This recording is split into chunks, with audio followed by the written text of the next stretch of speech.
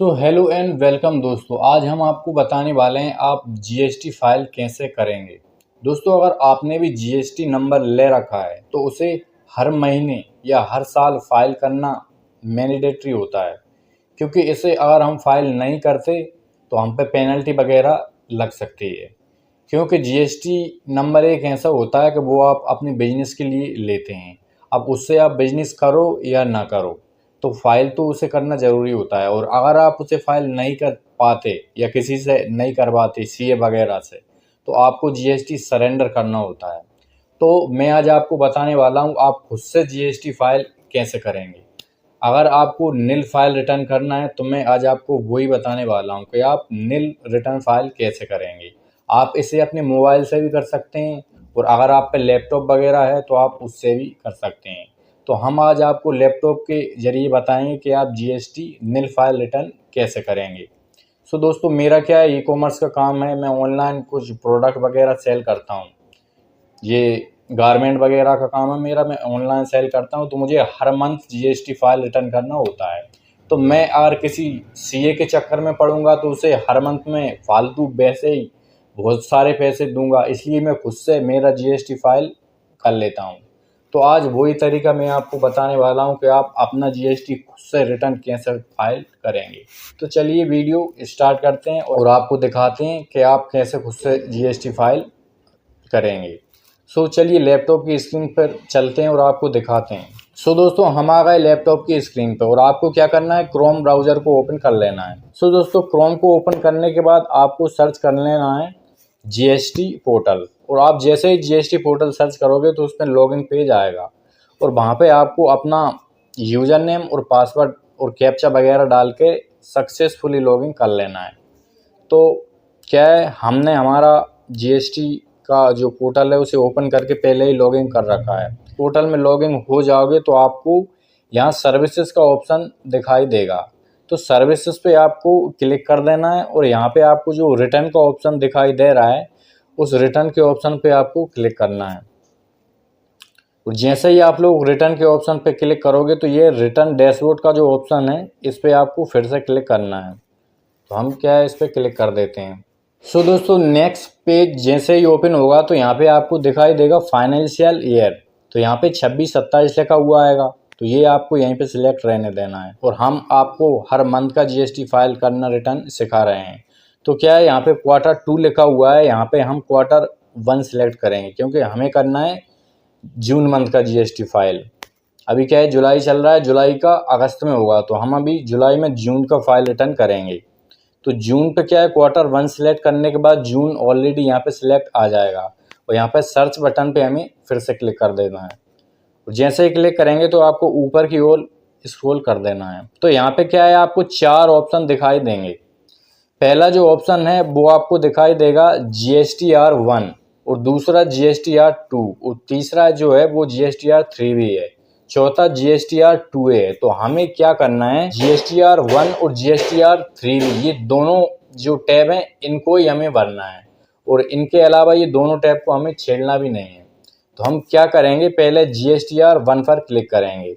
तो GSTR1 पे हम जैसे ही क्लिक करेंगे, क्लिक आपको कहाँ करना है, आपको प्रीपेड ऑनलाइन पर क्लिक कर देना है।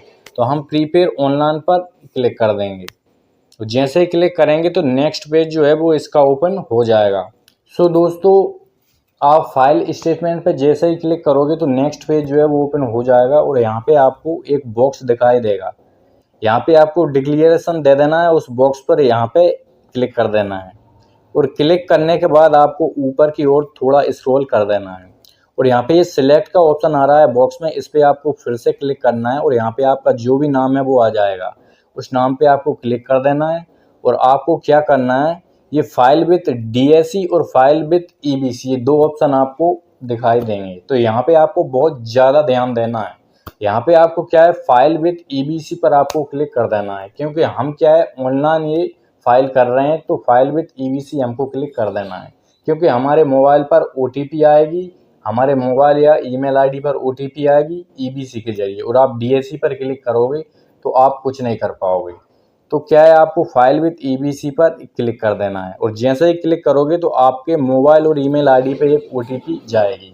तो उस OTP को क्या है आपको यहाँ पे फिल कर देना है। तो दोस्तों OTP को आपको यहाँ पर डाल के आपको वेरीफाई पर क्लिक कर देना है, और आप जैसे ही वेरीफाई पर क्लिक करोगे तो आपका GSTR1 जो है वो सक्सेसफुली फाइल हो जाएगा। तो आपको क्या है रिफ्रेश पर क्लिक कर देना है, ये रिफ्रेश का जो एरो आ रहा है इस पर क्लिक कर देना है और आपको फिर से बैक आ जाना है। तो हम फिर से रिटर्न फाइल पर क्लिक करेंगे। तो रिटर्न पर जैसे ही आप क्लिक करोगे तो आपको यहाँ पे फिर से दोबारा से स्टार्ट करना है, क्योंकि हमें देखना है कि हमारा GSTR1 जो है वो रिटर्न फाइल हुआ या नहीं। तो क्या है हम Q1 फिर से सिलेक्ट करेंगे और जून का ही हमें सर्च कर देना है, और यहाँ पे सर्च करने के बाद ऊपर की ओर स्क्रॉल करेंगे तो हमारा दोस्तों ये GSTR1 जो है वो फाइल सक्सेसफुली हो गया है। ये यहाँ पे आपको फाइल नज़र आ रहा है। तो हमें अब क्या करना है, अब हमें GSTR3V फाइल रिटर्न करना है। सो इस पर भी हम ऑनलाइन पर क्लिक करेंगे।